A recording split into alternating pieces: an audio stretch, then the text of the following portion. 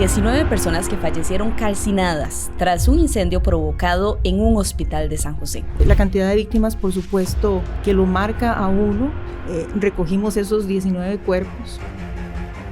Un allanamiento, tanto a su casa de habitación como a su locker en el hospital, que todavía nos reafirmaban más. Entonces se crea una idea de la vida irreal, vive pidiendo reconocimiento constantemente. Él realmente se sentía su ego totalmente satisfecho en el sentido de yo salvé vidas, yo hice, yo ayudé. Yo pienso que cualquiera de nosotros entraría al fuego y se quemaría vivo por rescatar a su madre, por rescatar a un hijo. ¿Cuántas personas harían lo mismo por otros que les son completamente desconocidos? En este episodio, ego consumido por las llamas, el incendio del Calderón Guardia. ¿Hasta dónde puede llegar una persona que busca ser reconocida por otras? Podríamos afirmar que el protagonista de esta historia llegó al punto más lejano, al de no retorno para 19 personas que fallecieron calcinadas tras un incendio provocado en un hospital de San José. El día que una bodega ardió en llamas y estas se extendieron rápidamente por distintas salas del centro médico, el responsable disfrazó su rostro criminal y apareció ayudando a las personas a librarse del fuego. Incluso ofreció declaraciones a medios de comunicación. ¿Quién era él? ¿Cómo planeó el incendio y por qué buscaba ser reconocido como héroe? A estos y otros detalles les haremos hoy una radiografía del crimen. En este episodio, ego consumido por las llamas, el incendio del Calderón Guardia. Atravesamos la anatomía del delito para conocer historias criminales y extraer los detalles contados por quienes lo vivieron desde la óptica judicial. Revelamos las piezas que llevaron a armar el rompecabezas de un suceso que se convirtió en expediente resuelto. El Ministerio Público de Costa Rica presenta su podcast Radiografía del Crimen. Radiografía del Crimen.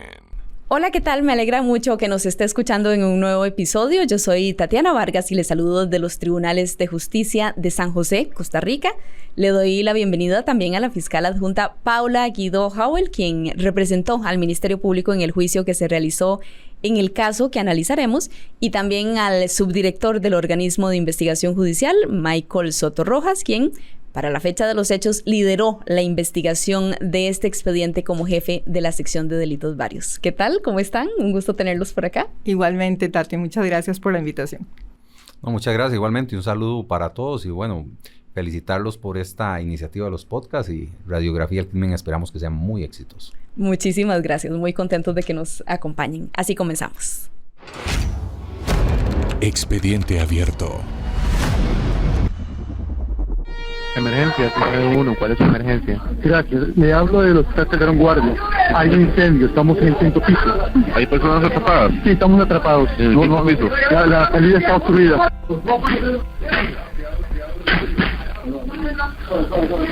¿Cuántas personas son más o menos? ¿Perdón? ¿Cuántas personas son las que están atrapadas? Todos los pacientes estamos en cirugía 3.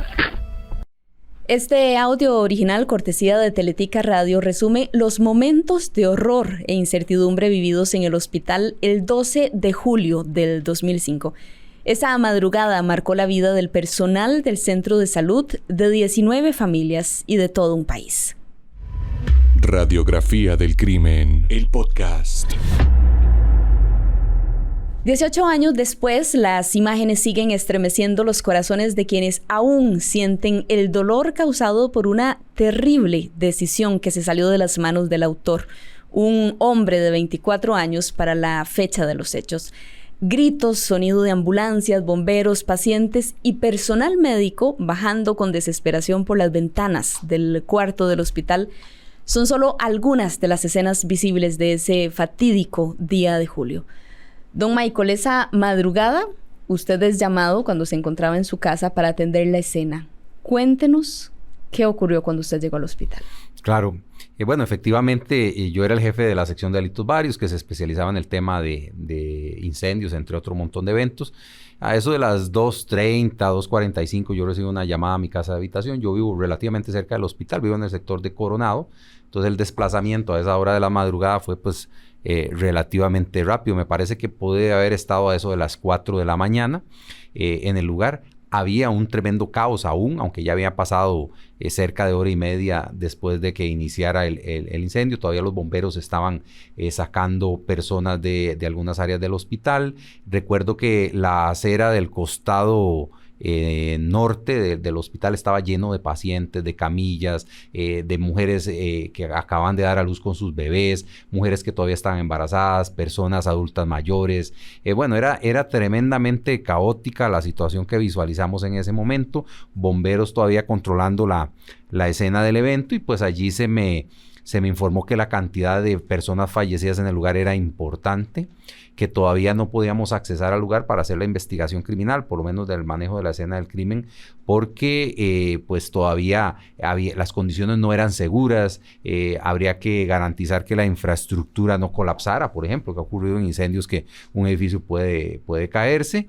Pues todo aquello era, la verdad, que bastante caótico, bastante difícil. Lo que hicimos en todo ese lapso, mientras podíamos accesar a la infraestructura y a los cuerpos, era organizar los equipos de trabajo, porque sabíamos que las inspecciones y recolecciones de cadáveres iban a demandar muchísimo tiempo. Entonces organizamos los equipos, los grupos, revisamos todas las circunstancias para tener una buena planificación, y pues también empezamos a hacer entrevistas preliminares de las personas que pudieron haber tenido algún contacto directo con la circunstancia, hacer algunas valoraciones y bueno, prepararnos para una jornada laboral muy extensa, que no era sencillamente ese día, sino que iba a durar, lo narraremos en el futuro, varios meses de trabajo y de investigación. Que en ese momento no lo imaginaban. ¿Imaginaban en ese instante que el fuego fue provocado? Uno en investigación criminal tiene que tener todas las variables dentro del esquema y hacer hipótesis. De los primeros contactos con bomberos, sin haber entrado nosotros a analizar la escena del crimen, la hipótesis más fuerte en ese momento era que podía tratarse de un tema accidental, algún tema eléctrico, principalmente un tema eléctrico. Sin embargo, todos sabemos que cuando se trata de este tipo de circunstancias, pues usted tiene que ir descartando cada una de las hipótesis, desde las que tienen más fuerza hasta las que no. Y en el último escalón de las posibilidades estaba que el tema fuera un tema homicida, como lo terminó siendo, un incendio que generó muchas muertes. Entonces, en ese momento lo que estábamos más bien era pensando que podía ser un accidente, que teníamos que manejar la escena para corroborarlo, todo el levantamiento de esos cadáveres, la parte humana también de todas las familias, de todas las personas que habían allí en el lugar, y eso fue, digamos, las posibilidades que estábamos manejando en ese momento. Don Michael, ustedes llegan hasta la bomba de agua que había en el hospital y se da cuenta, pues eso, que existía una bomba de agua y que no funcionó. ¿Qué pistas les dio en ese momento?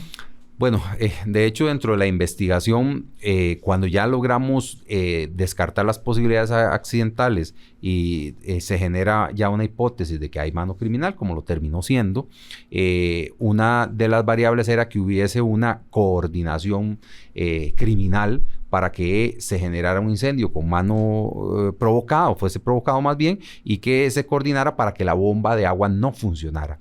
Realmente lo que estábamos era en presencia de una bomba de agua con muchísimos años de uso, como un vehículo viejo, podría yo asemejárselo a usted, que la maña hace que el vehículo funcione o no, y que la persona que estaba ese día en sala de máquinas, que es la que tiene que arrancar la bomba e impulsar el agua hacia los demás pisos, no tuviera la expertise de hacerle una depuración al sistema, una maña, para que el agua pudiese llegar hacia los pisos superiores. Si eso hubiese funcionado adecuadamente, hubiese estado una persona con algún nivel de experiencia, yo creo que las consecuencias hubiesen sido menores. Sí iban a fallecer personas, porque realmente del análisis después de detalle, el fuego se consumó con demasiada velocidad, porque era una estructura vieja, porque donde inició fue en una bodega donde habían elementos como papel, toallas y demás que iban a generar un incendio rápido, madera, y aunque la bomba hubiese funcionado iban a morir personas, pero quizás las consecuencias hubiesen sido menores, y creo que más que mano criminal en el caso de la bomba fue un tema de impericia sobre la persona que la estaba manipulando en ese momento. ¿Dónde empieza el fuego en el hospital, don Michael? Bueno, aquí el análisis siempre que se debe hacer en el caso de incendios es buscar alguna serie de elementos donde se concentra la mayor cantidad de calor, y esto produce una serie de efectos, lo que llamamos el punto de ignición, el punto de entrada, el principal punto. Luego logramos ubicar, con la ayuda de bomberos por supuesto, en una bodega que estaba en ese momento en el 3er piso. Era una bodega pequeña, rústica, que se había hecho como muchos de los añadidos que se hicieron en ese hospital a lo largo de los años, que era utilizada para guardar toallas sanitarias, papel higiénico, toallas de papel, pañales, alguna serie de insumos para la atención de los pacientes. Allí es donde inicia, y bueno, ya la persona sospechosa que termina siendo responsable de los hechos, utiliza este punto, como lo hizo en otro evento que lo podemos conversar más adelante, ese lugar, pues para generar un incendio y causar un efecto que pudiese tener control y terminar siendo reconocido por eventualmente salvar a las personas. Ubicándonos en ese momento donde todavía no tenían a ciencia cierta muchos detalles claros, ¿cuáles son las pistas, esas piezas del rompecabezas que les va acercando a ustedes a la hipótesis de que el fuego fue provocado por una persona? Empezamos a descartar cada una de las posibilidades de que fuera accidental. En algún momento nos quedamos sin posibilidades de que fuera accidental. Aquí hay un tema muy interesante, técnico-científico con bomberos, que ellos insistían en que el incendio pudo haber sido generado por un balastro de un fluorescente, que en su parte interna el balastro tiene una brea de origen de petróleo, que es un dispositivo de seguridad, aunque parezca extraño, así es, para que no se genere un incendio, y que esa brea se calentó tanto que al deshacerse cae sobre ese material y causa incendio. Cuando nosotros hacemos unas pruebas en el laboratorio con nuestros técnicos, con nuestros físicos y nuestros químicos que tiene el OIJ, logramos hacer muchas pruebas que yo presencié, y no había forma de que eso pudiese levantar fuego. Entonces ahí todas esas posibilidades se agotaron. Entonces estábamos ante un evento delictivo. Entonces la versión inicial de bomberos fue prácticamente indicar que no había sido, o más bien que había sido un accidente. Sí, descartamos, ellos mantenían esa tesis, nosotros la descartamos no porque creyéramos, sino porque técnica y científicamente, con la aplicación del método científico, como una policía científica que somos, descartamos de que eso no era viable ni posible. Cuando ya esa opción desaparece, y desaparece la de un daño eléctrico, desaparecen todas las demás, bueno, entonces estamos ante un evento criminal. Ahí es donde empezamos a hacer cerca de 600 entrevistas para tratar de establecer en ese lugar que estábamos seguros que había iniciado quién estuvo ubicado en tiempo y espacio. No habían cámaras como ahora existen en muchos lugares, eso fue hace 18 años. Entonces teníamos que hacer esa recreación con entrevistas minuciosas y detalladas, como armar un rompecabezas, pero además se nos presenta en el escenario otra circunstancia muy particular, que había ocurrido otro incendio muy cerca de donde ocurrió este segundo, donde fallecen las personas, en una biblioteca.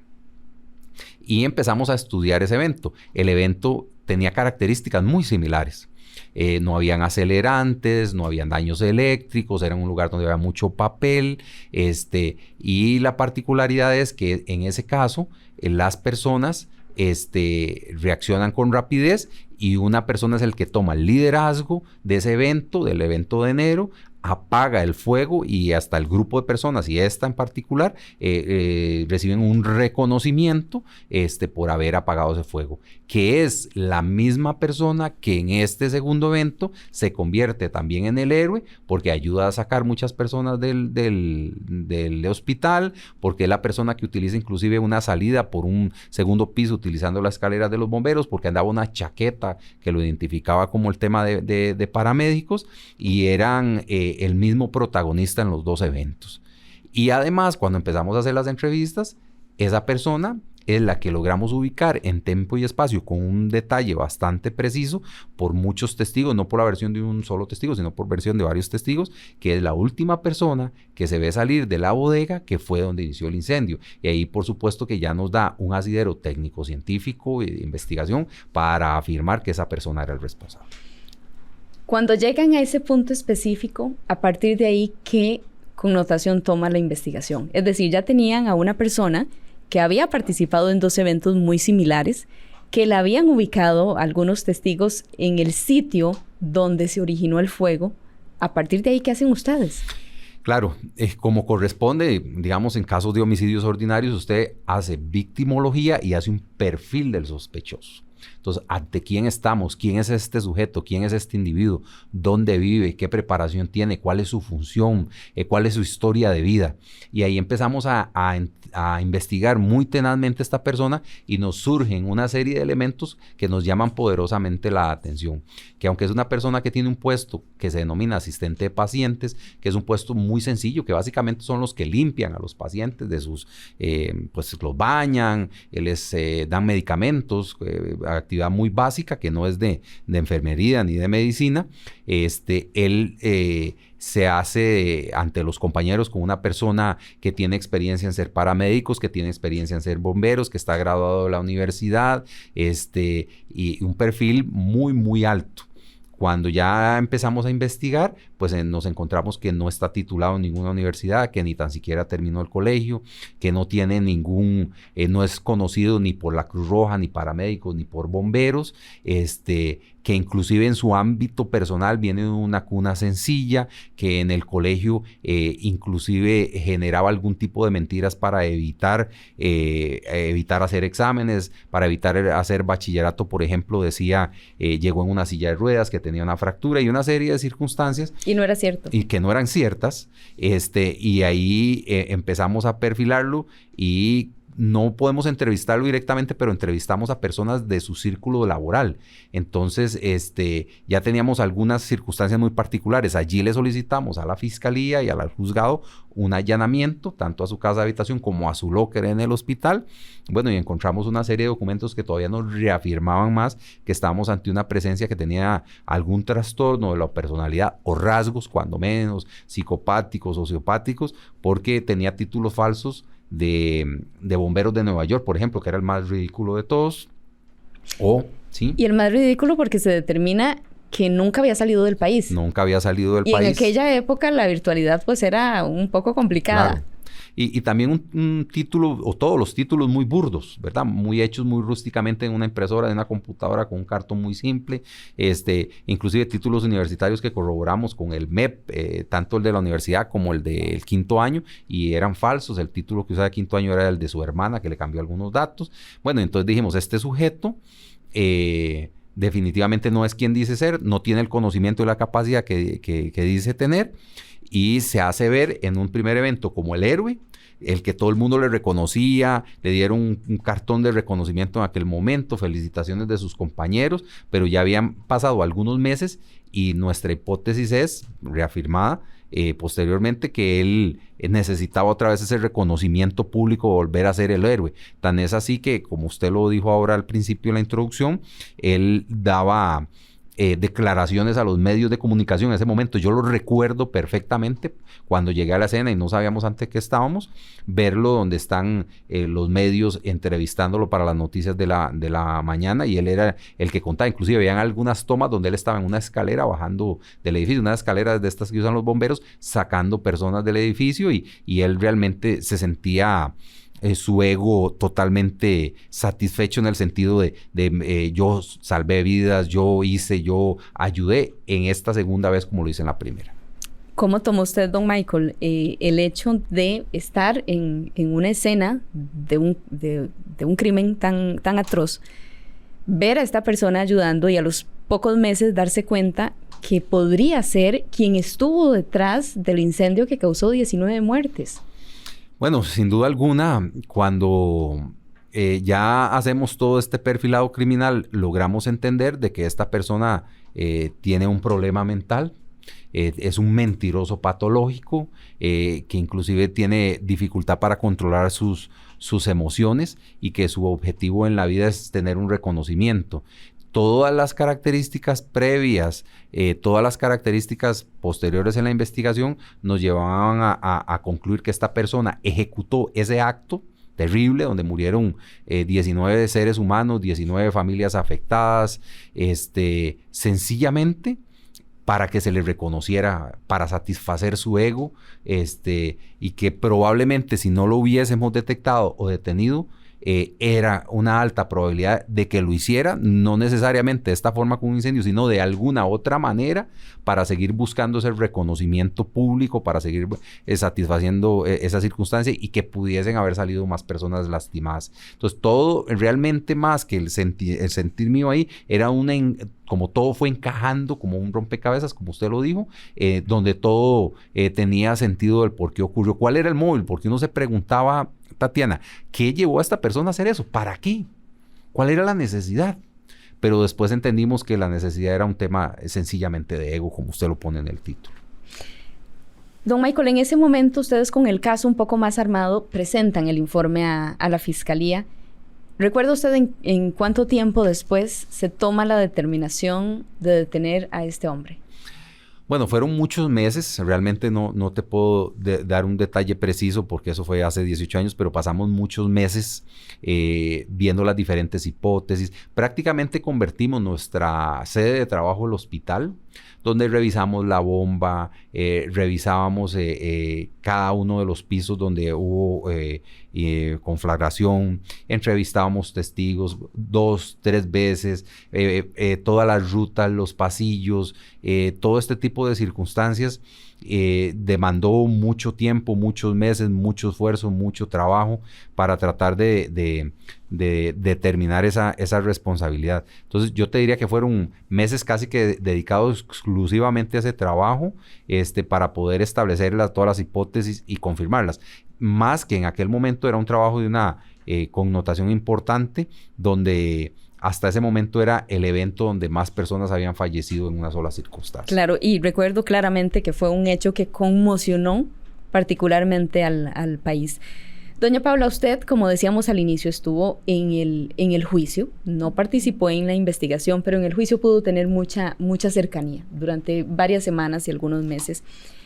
¿Cómo podría usted describir a la persona a la que se le atribuyeron los hechos delictivos? Pues yo tuve mi primer contacto con él el día que empezó el juicio, porque yo había participado en la investigación solo cuando atendimos la escena, porque era tan grande que acudimos todos los compañeros fiscales de la Unidad de Delitos contra la Vida en aquel momento y trabajamos la escena con la policía, con los médicos forenses y el resto del equipo. Pero mi contacto con quien llegó a identificarse como la persona responsable de los hechos, el primero, fue el día que empezó el debate. Y recuerdo que la sala de juicios estaba abarrotada, todos los medios de comunicación, las cámaras, los cables, incluso el ingreso a la sala era una labor titánica. Un hecho de absoluto interés público. Por supuesto. Y bueno, toda la gente estaba a la expectativa de cuando el tribunal se constituye en la sala y cuando entra el imputado. Y como estaba con medida cautelar de prisión preventiva, pues entra por los pasillos que están dispuestos para el ingreso a la sala donde se ubica el imputado y su defensor. Y ese es el momento que todos los medios de comunicación, pues evidentemente estaban esperando. Y cuando sale don Juan Carlos Ledesma, lo recuerdo claramente porque venía con un saco, podríamos decir de alguna manera, pues bastante bien presentado para ese evento. Pero cuando él se ve ahí en ese lugar y ve la sala llena de prensa, él se voltea hacia los periodistas y yo siento que hay un mensaje de véanme, aquí estoy yo aquí. Yo soy Juan Carlos Ledesma, yo soy el imputado de este proceso. Y a mí eso me llamó la atención. Del que hablaba don Michael también. Yo lo vinculé con esas referencias de la prueba, ¿verdad? Que hasta ese momento era lo que constaba en el expediente, pero que se iba a volver vívido en el debate y que efectivamente me permitía hacer un vínculo entre la personalidad que referían o que habían referido varios testigos durante el proceso de investigación y lo que yo estaba percibiendo en la conducta que exteriorizaba el imputado al momento de ingresar a la sala de juicios. Bueno, y a propósito de eso que usted menciona, en la acusación leída en juicio se habla en varios momentos del imputado como un hombre que le gustaba ser reconocido por las demás personas Un hombre al que le gustaba ser admirado y que alimentaba a su ego, haciendo creer a la gente a su alrededor que tenía amplios conocimientos en distintas áreas, siempre cercanas a la salud, primeros auxilios, bomberos. Vale la pena entender un poco más este tipo de personalidad y por eso Noemi Acuña Segura, psicóloga del Ministerio Público, nos va a explicar en términos generales y sin hacer alusión específica al imputado, acerca de esa necesidad de aplauso o reconocimiento que tienen algunas personas.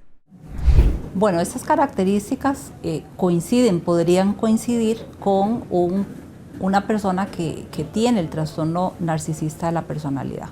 Este trastorno básicamente es la idea de la persona de que no quiere ser una persona común y corriente. Esas inconsistencias de la vida no las asume. Entonces se crea una idea de la vida irreal donde vive pidiendo reconocimiento constantemente. Este reconocimiento va de un extremo a otro. Puede ser una persona que en un momento dado diga que está en la miseria económica, que tiene problemas de salud, que su familia es un desastre. Esto también va a llamar la atención de las personas. O el otro extremo del que hablamos cuando hay un delirio de grandeza. Este delirio de grandeza es exactamente eso que usted me está diciendo, una persona que sabe todo, que tiene muchas profesiones, que se atreve a falsificar documentos incluso para mostrar que tiene títulos, que tiene conocimientos, para poderse posicionar y para poder llevarle esto a la sociedad y para poderse mantener dentro de este rango de atención, utiliza la mentira.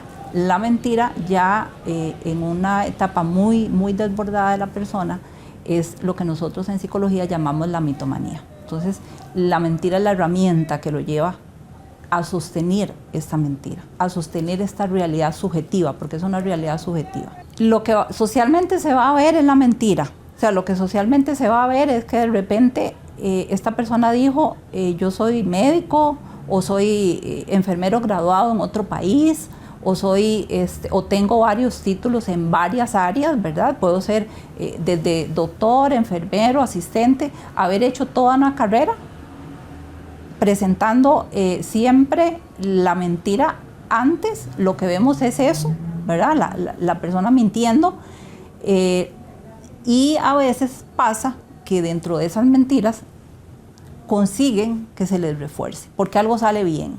Entonces hay un reconocimiento en el ambiente laboral, tal vez en situaciones laborales, se le dice a la persona que se le aplaude, digamos, un acto heroico que haga, alguna situación que haga, y entonces esto le dice al sujeto pues que va por buen camino y va a seguir utilizando la mentira y va a seguir siendo mitomaníaco, porque ahí se mantiene hasta que algo sale mal. Tiene falta de empatía. En su afán de mantenerse en esa posición de reconocimiento, no tiene empatía con las demás personas. Podría tener intención, pero podría no tenerla y verse él nada más subiendo en la escala social, siendo una persona que merece todo ese reconocimiento, sin pensar si va a hacer daño o no, pero lo puede hacer perfectamente. Y tampoco va a afectarse tanto. No es una persona que tenga a flor de piel sentimientos y que tenga esa empatía, ¿verdad? Que generalmente la persona que no tiene ese trastorno sí va a tener, digamos. El trastorno no le va a permitir tener límite. Mientras tenga el trastorno de personalidad, él va a querer ubicarse dentro de esa realidad, no importa dónde se encuentre. Entonces, si carga el trastorno, si tiene el trastorno narcisista, pues no va a tener ese límite, ¿verdad? Nunca lo va a encontrar. Se puede compensar quizá un poco, pero una persona descompensada va a llegar a donde lo lleve lejos. No tiene esa conciencia de que tiene el trastorno. Ese trastorno se forma en la niñez. O sea, todos los trastornos tienen una raíz ahí, en la parte de la niñez, ¿verdad? No me atrevería a decir, ¿verdad?, de forma concreta qué lo provoca, pero cada historia, cada persona es diferente y podrían ser muchas cosas, ¿verdad? Podría ser hasta abandono en la niñez. En la niñez creyó que él es merecedor por alguna situación en el contexto familiar de que él es merecedor de toda esa atención. Y se quedó con eso. Y fue desarrollando a través del tiempo, como le digo, utilizando el mecanismo de la mentira, y se fue ubicando en ese lugar, en ese trastorno. Radiografía del crimen, el podcast. Doña Paula, en el juicio que se realiza, ¿qué actitud puede notar usted a lo largo de esas semanas del imputado? Es decir, en un juicio pues se lee la acusación contra la persona, se leen todos los hechos, están hablando de usted. ¿Cuál era la actitud que usted observaba? Pues mire, él ya había escuchado la acusación, evidentemente, porque previo a que lleguemos a debate hay una audiencia preliminar donde se discute la acusación, se le presenta al juez y es cuando discutimos si hay elementos de prueba suficientes e idóneos para que vayamos a la etapa subsiguiente, que es la de juicio. Entonces no me pareció que él se sintiera absolutamente sorprendido con una lectura, pues evidentemente que se estaba haciendo en público, porque estábamos en la sala, pero que él ya conocía. Durante el resto del debate él mantiene una actitud, yo diría, pues que bastante pasiva comparada con otros imputados. Él no ejerce su derecho a declarar, él guarda silencio, se acoge ese derecho constitucional y se mantiene pues completamente al lado de su defensor en las conversaciones pues que se dan entre el imputado y quien lo representa, defensa material y defensa técnica, a efectos de la escucha de las declaraciones y de la presentación de la prueba ante el tribunal. Doña Paula, ¿recuerda usted algún detalle particular, algo que le haya llamado la atención a lo largo de ese juicio? Mire, ese juicio estuvo cargado de mucha sensibilidad. Nosotros evacuamos, yo no recuerdo en este momento cuántos testigos se presentaron, porque el OIJ investiga aproximadamente a 600 personas, pero usted tiene que hacer una labor de selección para no llevar a 600 personas a un juicio.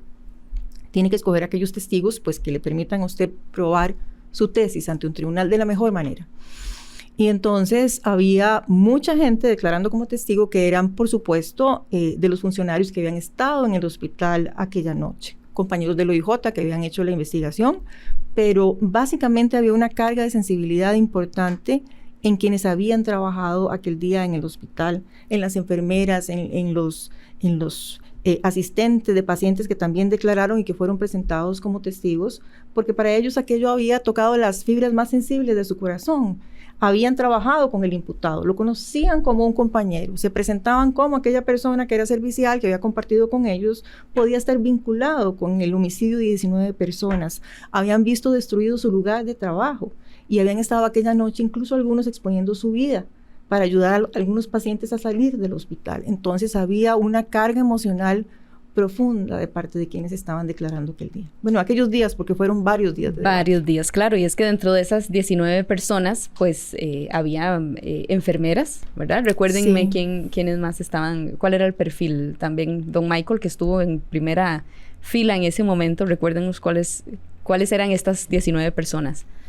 Bueno, habían entre los pacientes teníamos gente muy joven. Recuerdo que había un muchacho de 17 años, un atleta, inclusive con reconocimiento nacional. Había una persona que nunca logramos identificar y eso es parte de dentro de todo lo triste, esto es también bastante triste, una persona, un masculino XX que nunca se identificó su nombre. Teníamos adultos mayores, teníamos el tema de las enfermeras, que fallecieron 2 enfermeras, también como lo decía doña Paula, con una carga emocional importante porque fallecieron en el cumplimiento de su deber. De hecho, una de ellas tuvo la posibilidad de salir, de salvar su vida, pero ella tomó la decisión de ayudar a salir a algunas personas y volver a regresar a rescatar personas, y en ese nuevo ingreso falleció por el consumo del monóxido de carbono.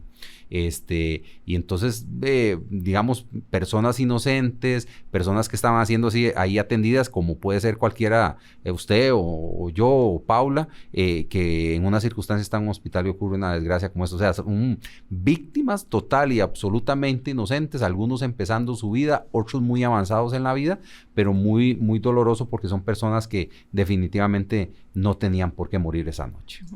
Eso tenía también una carga emocional adicional, porque bueno, las personas que estaban enfermas y que estaban en condiciones de imposibilidad de levantarse y de salir, estaban en el hospital buscando un servicio y tenían esa limitación y resultan muertas en este contexto. Pero las enfermeras estaban trabajando esa noche, podían haberse puesto a salvo y ellas deciden cumplir su función y su trabajo hasta el límite y deciden en ese lugar en llamas exponer sus vidas y entrar a ver a quién podían ayudar, a quién podían sacar, a quién podían salvarle la vida. Y estas mujeres fallecen cumpliendo esta función. Entonces eso le da una carga emocional diferente a ese juicio y a lo que nosotros vivimos estando en la parte judicial de un evento de esta naturaleza. Claro, y vamos a hablar de otra parte emocional, porque usted tuvo siempre una vinculación muy especial con el Hospital Rafael Ángel Calderón Guardia, precisamente porque su papá trabajó ahí durante años. Usted quería mucho esa institución. Bueno, la he querido mucho siempre y la sigo queriendo, ¿verdad? Mi papá trabajó muchísimos años en ese hospital, mi papá muere en ese hospital y yo recuerdo a mi papá viendo las escenas que pasaban en los diferentes medios de comunicación, llorando por ver cómo estaba destruido el que había sido su lugar de trabajo. Era un lugar que era absolutamente familiar para mi hermana y para mí, que nosotros caminábamos por esos pasillos y llegábamos al otro lado de la lavandería. Conocíamos ese lugar, conocíamos la zona de neurocirugía, los pasillos por donde había empezado el incendio. Entonces sí tenía una carga, digamos, también una carga particular para uno por ser un lugar que significaba bastante para nosotros a nivel familiar. Sin embargo, evidentemente eso no obstaculizó ni limitó el principio de objetividad con que cualquier representante del Ministerio Público tiene que trabajar y cumplir con su labor como lo hice en aquella ocasión. Claro, pero sí debe ser impactante como ser humano el hecho de pasar en algún momento por esos pasillos con recuerdos absolutamente positivos y de repente un día llegar a una escena tan dolorosa como la ocurrida en el 2005. Sí, pues yo digo que uno en ese trabajo tiene que dejar los sentimientos de lado, pero sin dejar de ser un ser humano, porque no nos convertimos en una piedra, no podemos desentendernos de nuestra propia naturaleza, pero no podemos dejar que esos sentimientos, esas sensaciones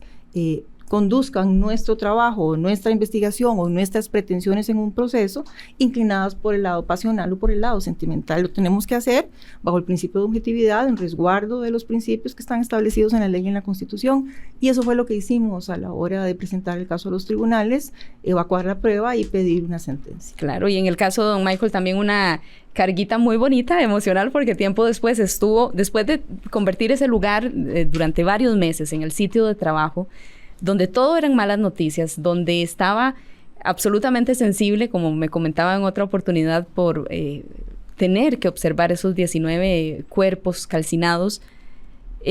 Luego, la vida lo pone nuevamente en el hospital por otra muy buena razón. Sí, así es. Bueno, como dije al principio, yo vivo en Coronado aún, y el área de atracción del hospital es el Hospital Calderón Guardia, y mi hija nace 4 años después del incendio, y pues me tocó ir a acompañar a mi esposa cuando se da el nacimiento de mi hija. Las experiencias de vida lo marcan en una u otra dirección. Cuando ya mi esposa está en labor de parto, que al final no pude estar acompañarla directamente porque le tuvieron que hacer cesárea, yo estaba maquinando en mi mente que si ocurrió un incendio, por dónde tenía que salir.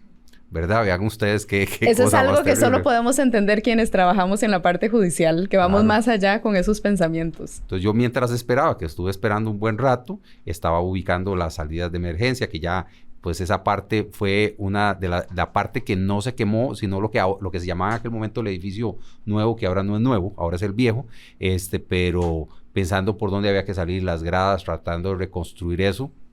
Y sin duda alguna, recordé sentado ahí en ese rato, todos los eventos que ocurrieron, que era un lugar que da vida, pero también hay personas que fallecen por salud, pero en esas circunstancias tan trágicas y tan difíciles. Entonces eran una serie de emociones entre la angustia, entre la felicidad, entre la tensión, entre que si pasaba algo, pero yo ya estaba preparado por si pasaba algo para poder evacuar a mi esposa y a mi hija. Eso se puede entender perfectamente. Siempre que estamos en estas conversaciones tan amenas, escuchamos de fondo el tren, porque bueno, estamos en el centro de San José y es parte de nuestra realidad acá. Entonces ahí nos va a estar acompañando por un ratito.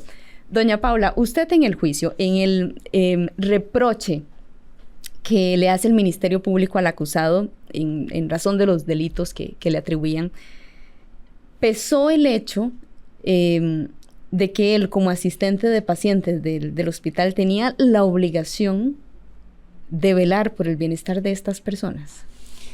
Mire, pesaron tantas cosas, porque cuando usted hace un juicio de reproche, ¿verdad?, para sentar la culpabilidad del imputado, usted se vale de los elementos que ha valorado y cuando va a pedir la pena, de los que están descritos en la ley en el artículo 71.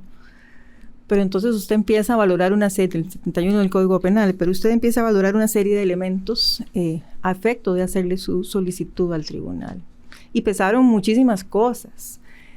Pesó la cantidad de personas fallecidas, pesó las condiciones en que fallecieron, intoxicados, salvándole la vida a otros, con imposibilidad absoluta de ayudarse a salir de ese lugar, porque ahí había personas que estaban en el servicio de neurocirugía, personas que estaban inconscientes, personas que no pudieron hacer nada por salir de ese infierno. Pesó el hecho de que era un centro médico, pesó el hecho de que fue en la madrugada, cuando las personas, si no están anestesiadas o si no están limitadas por un tratamiento físicamente, están durmiendo y la capacidad que tienen de reaccionar ante muchas cosas es mucho más limitada que si un evento ocurre en el día. Pesó el hecho de que en la noche, hasta donde recuerdo, había menos personal del que está en el día atendiendo pacientes, porque entonces está la clínica y están los servicios que dan ginecología y que dan urología y está toda la gente yendo a consulta, lo que no ocurre en la noche. Entonces, todas esas situaciones y el hecho de que él conociera el hospital, de que él conociera la estructura del hospital, la parte vieja que por supuesto se iba a quemar más rápido que si el incendio se iniciaba en otro lugar, el hecho de que él conociera que había problemas con la bomba de agua, que los pasillos eran angostos, que sacar pacientes en camilla no era una labor sencilla, y el hecho de que el producto del primer evento que se había dado con aquel incendio anterior, que él hubiera pasado a integrar un grupo de personas, de funcionarios del hospital, que integraban un equipo como de rescate o de análisis de eventos de siniestros. Esa parte de haber integrado ese grupo, tratando de proyectar medidas o acciones en la eventualidad de que un nuevo incendio ocurriera en el hospital, por supuesto que pesó entre todas las cosas, todos estos elementos, a efecto de solicitarle la pena. Doña Paula, ¿quiénes fueron los testigos en este caso durante el juicio? Mire, tuvimos una lista de testigos que estaba integrada básicamente por los compañeros del OIJ que atendieron la escena y que hicieron una investigación, porque esa era una parte muy importante, cómo habían abordado el sitio, cuáles habían sido las tesis iniciales, cómo habían llegado a la identificación de don Juan Carlos Ledesma como el imputado responsable de los hechos y cómo se habían descartado algunas otras tesis o hipótesis policiales. Entonces contamos con la presencia de varios compañeros del OIJ, incluido mi estimadísimo Michael Soto. Y los compañeros en ese momento de la sección de delitos varios, que era el que se había encargado del abordaje de esa investigación. Tuvimos a mucha gente del Hospital Calderón Guardia, muchos funcionarios que estuvieron esa noche, que ubicaban a Juan Carlos, que lo habían visto salir, que lo habían visto cerca de la bodega. Todos esos funcionarios que fueron esenciales en sus declaraciones. Por supuesto que tuvimos a la gente del Cuerpo de Bomberos. Y tuvimos, además de testigos, tuvimos peritos, y esto para mí fue determinante. También el personal del Complejo de Ciencias Forenses que compareció a explicarnos cómo habían hecho las pruebas para descartar la tesis de que el balastro hubiera sido la causa del incendio, lo cual al quedar descartado pues daba un mayor sustento probatorio a la tesis del Ministerio Público de que había sido provocado por Juan Carlos Ledesma. Tenemos que recordar que la única fase del proceso penal en Costa Rica que es pública es precisamente el juicio. ¿Qué nos puede relatar usted, doña Paula, del momento en el que se iba a dictar sentencia, donde claramente habían familiares, había prensa? ¿Qué se vivía en ese momento en esa sala? Pues ¿Usted mire, qué sentía también? Había como mucha expectativa. Yo le puedo decir que uno como fiscal nunca sabe qué va a pasar. A veces uno cree que puede leer al tribunal, que más o menos por el tipo de preguntas, que tal vez van a condenar, pero usted sabe que no puede asegurarlo. A veces usted piensa, voy a ir por una condena y están emitiendo una sentencia absolutoria o al revés. Entonces había una gran expectativa sobre lo que podía suceder. Sobre todo porque teníamos prueba que en mi criterio era sólida, pero bueno, también los funcionarios del Cuerpo de Bomberos habían mantenido un criterio técnico que era diferente al nuestro. Y también estaba la tesis de la defensa, que se había asesorado y que había hecho un buen trabajo para convencer al tribunal de que el incendio había sido producto de una situación completamente diferente y no la responsabilidad penal del imputado. Entonces, pues siempre hay una gran expectativa, sobre todo en un caso en que al principio no se pensaba que podía ser un homicidio, y en un caso con una cantidad de víctimas como la que fue el incendio del Calderón Guardia. Yo sí le puedo decir que recuerdo que la sala estuvo llena el último día, como estuvo llena el primer día, que no fue la constante durante el desarrollo del debate. Los familiares de algunas víctimas pues llegaron, pero la mayor parte de familiares no estuvo presente en esas salas durante todo el tiempo del desarrollo del juicio.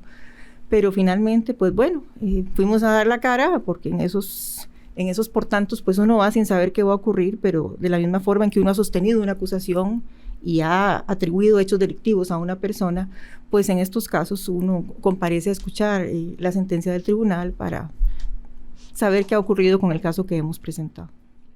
¿Cómo se informó este caso en los medios de comunicación? Sharon Hernández nos lo cuenta. El caso en la prensa.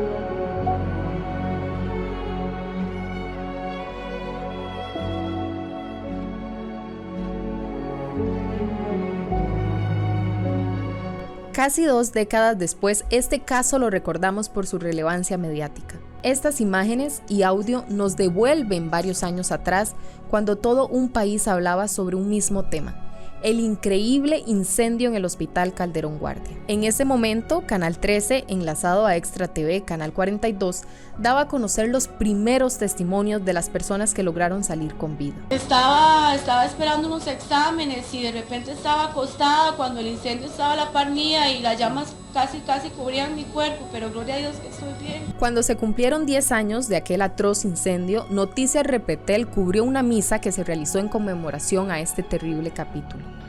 Un acto sencillo pero con mucho sentimiento. Así, decenas de empleados del Hospital Calderón Guardia y familiares de las 19 víctimas acudieron a una misa para recordar ese amargo episodio. La actividad se realizó en el sector destruido por las llamas la madrugada del 12 de julio del 2005. Este 2023 se cumplen 18 años del incendio. Por eso, este episodio lo dedicamos a todas las víctimas que murieron en medio de las llamas y a todo el personal del hospital que desinteresadamente puso en riesgo su vida para salvar la de los pacientes. Así se informó este caso en la prensa. La sentencia. Junio del 2007, ese día el Tribunal Penal de San José da la razón al Ministerio Público y declara responsable al imputado por causar 19 muertes durante el incendio. Le impone 50 años de prisión. Doña Paula, ¿qué siente usted en ese momento? Pues mire, no es un sentimiento personal, ¿verdad? No es que uno se alegre cuando dictan la sentencia. Por supuesto que hay una tranquilidad por el trabajo bien hecho, tanto de la policía como del Ministerio Público, después de una investigación de esta naturaleza y de un juicio como este. Cuando uno ve al tribunal que se vuelve a constituir y uno sabe que va por el por tanto y uno los empieza a escuchar y empiezan la descripción de las normas, los artículos tales y tales, ¿verdad? Usted está ahí como con el corazón expectante de qué es lo que va a pasar, porque ya le digo, uno se puede crear una tesis de que van a condenar o que van a absolver, pero en realidad usted no lo sabe. Pero conforme ellos van describiendo, cuando ya empiezan a citar ciertas normas, usted ya sabe que eso es una condena. Entonces, antes de que digan la palabra, se declara autor responsable del delito de tal, ya uno, como fiscal, sabe que hay una condena. Por supuesto que uno espera cuánta pena le van a imponer, si le van a dar a usted la razón en el monto, si le van a dar un monto menor y la justificación del fundamento de esa pena. Y pues sí, sentimos yo digo sentimos porque aunque estaba yo sola como fiscal, pues toda la oficina mía estaba al pendiente de lo que estaba sucediendo con ese debate, todos los compañeros del OIJ y excompañeros, porque esta investigación la había dirigido doña Silene Castro, que había sido el anterior responsable de la Oficina de Delitos contra la Vida del Ministerio Público y quien había trabajado este asunto, quien había ido a pedir la prisión preventiva del señor, había ido a pedir las prórrogas.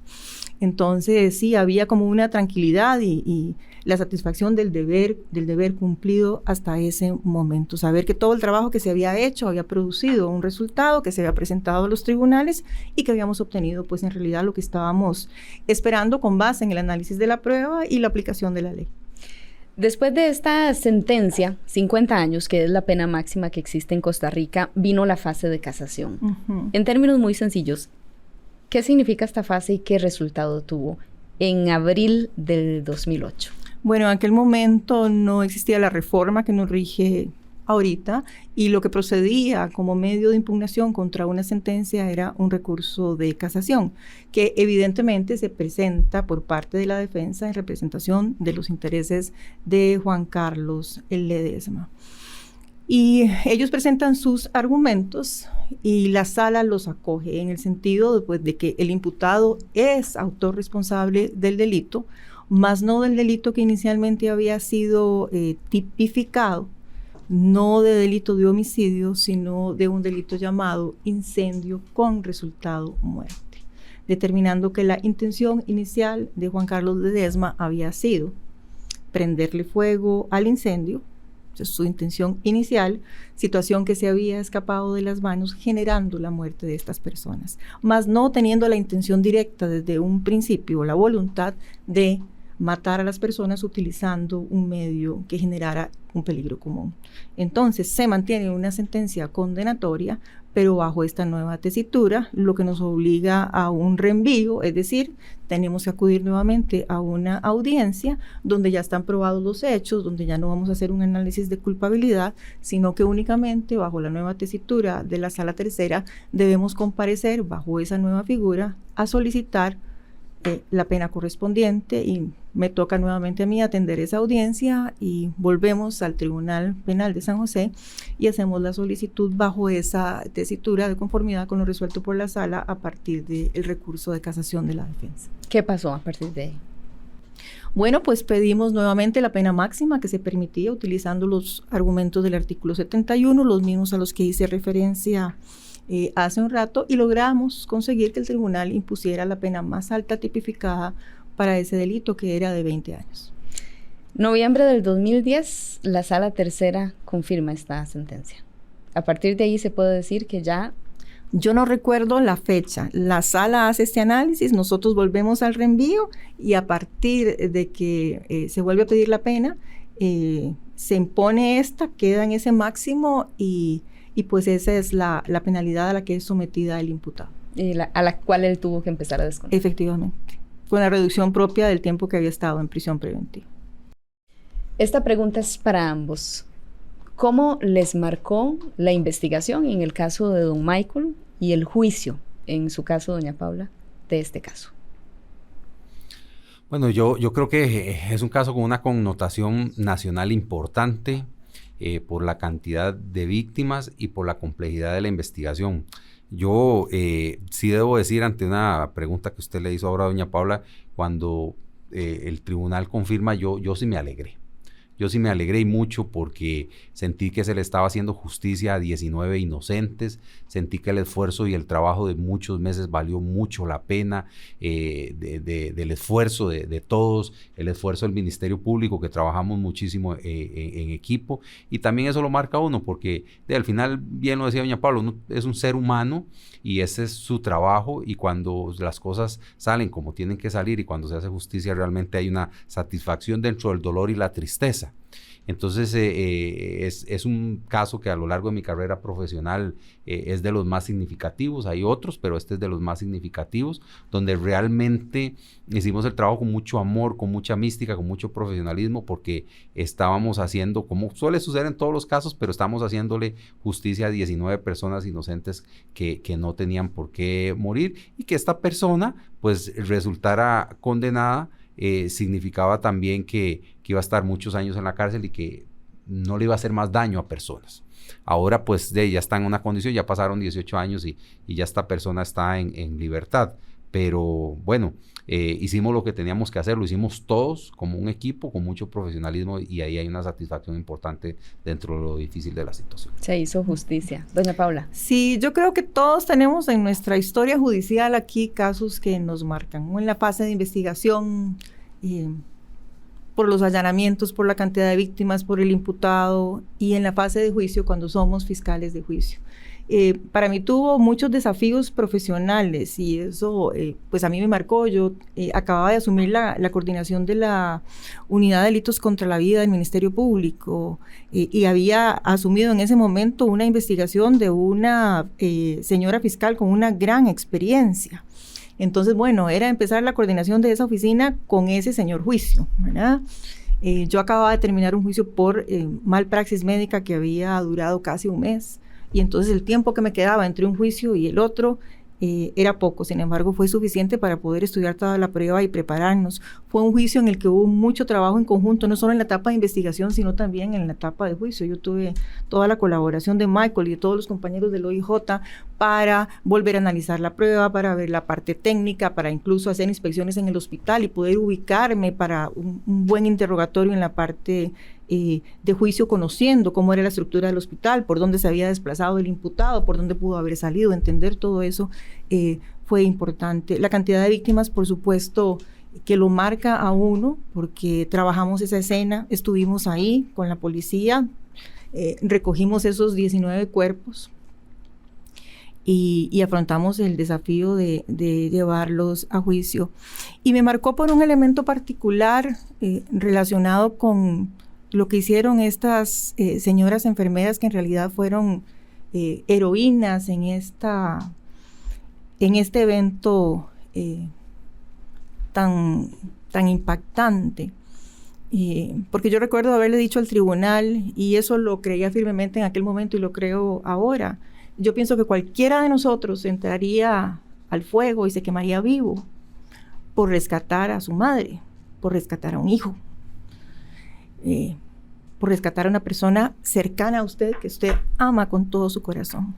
¿Cuántas personas harían lo mismo por otros que le son completamente desconocidos, solo porque usted trabaja en un hospital y es médica o es enfermero o es asistente de pacientes? Esa noche eso ocurrió en ese hospital, y pienso que si no hubo mayores efectos fue por ese equipo de héroes y heroínas invisibles que nadie identificó, pero que cumplieron su trabajo esa noche, esa madrugada. Entonces a mí esa parte sí me marcó más que cualquier otra cosa, porque en un mundo tan convulso, cuando usted piensa que a veces no hay gente buena y usted ve que hay gente buena que está cerca de usted y que puede exponer su vida por otros, usted sigue creyendo en la humanidad y sigue creyendo que siempre hay cosas buenas.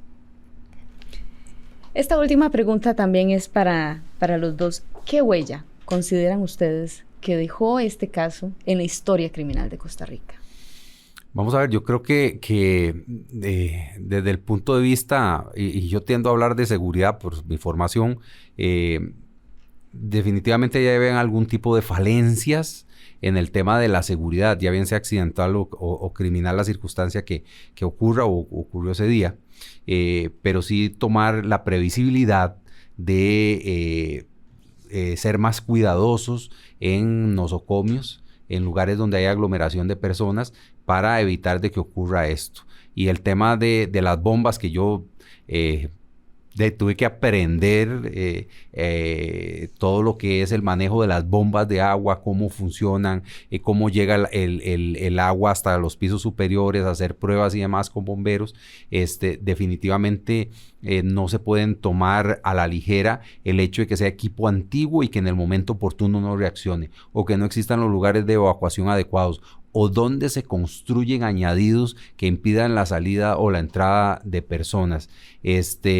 Todo ese tipo de circunstancias me parece que dejan una huella más allá de lo criminal, una huella en la seguridad, que sé que Costa Rica pues ha venido siendo muy cuidadoso.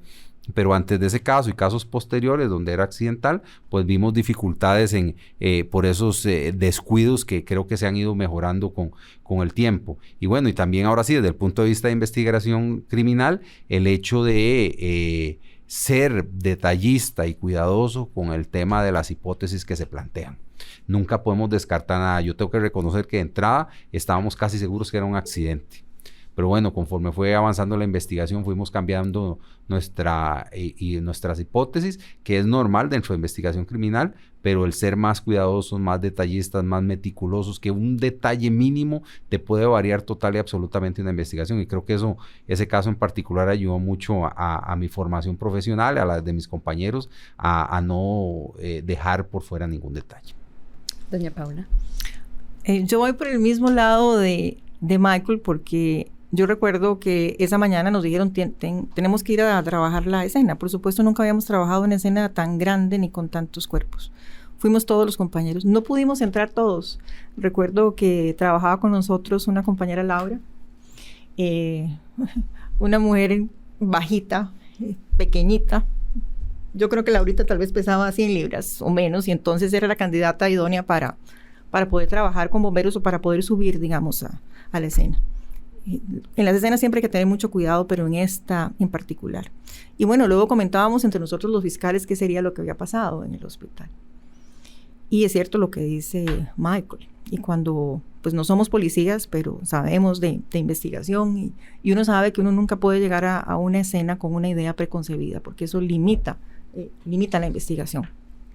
Y que también el fiscal tiene que tener un criterio amplio para poder discutir con los investigadores y poder elaborar otras tesis, porque la prueba principalmente le puede llegar al OIJ, pero también le puede llegar a la fiscalía. Y aprendimos eso, ¿verdad? Que aquella escena que era dantesca, pero que parecía un accidente, no resultó ser eso.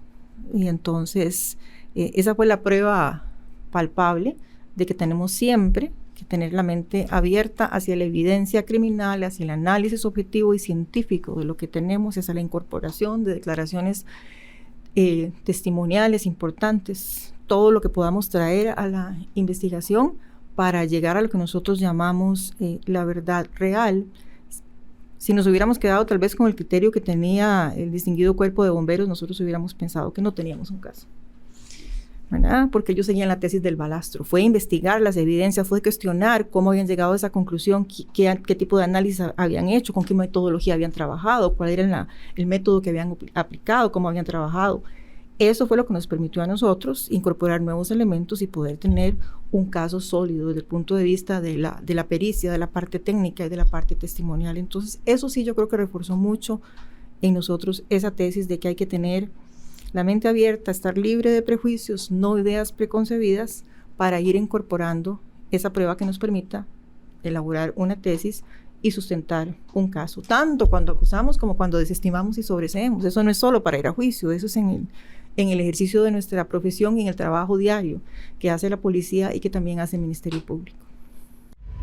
Radiografía del crimen, el podcast. Aciertos en la recolección de la evidencia científica, en la perspicacia del equipo de investigación que decidió ver más allá de lo evidente, y un amplio y objetivo criterio fiscal apegado a la legalidad, se confabularon para lograr la resolución exitosa de este expediente. Después de las llamas, en las cenizas no solo quedó la huella del ego del responsable de provocar el incendio, quedó una huella mucho más profunda: el acto de humanidad y vocación de servicio de decenas de personas funcionarias del hospital que antepusieron la vida de los pacientes antes que la propia, y por eso sobresalen como héroes y heroínas en esta historia. Gracias a nuestros invitados, Paula Guido Howell, fiscala a cargo del juicio, y Michael Soto Rojas, investigador del caso. Hasta el próximo episodio. Radiografía del crimen, el podcast del Ministerio Público de Costa Rica. Más protagonistas, la voz fiscal y usted, nuestro nuevo testigo. Nos escuchamos en el banquillo en el próximo episodio. Producido por la Oficina de Prensa del Ministerio Público de Costa Rica. Reservados todos los derechos. Los hechos relatados en este episodio son verídicos. Ningún escenario se sale de la realidad.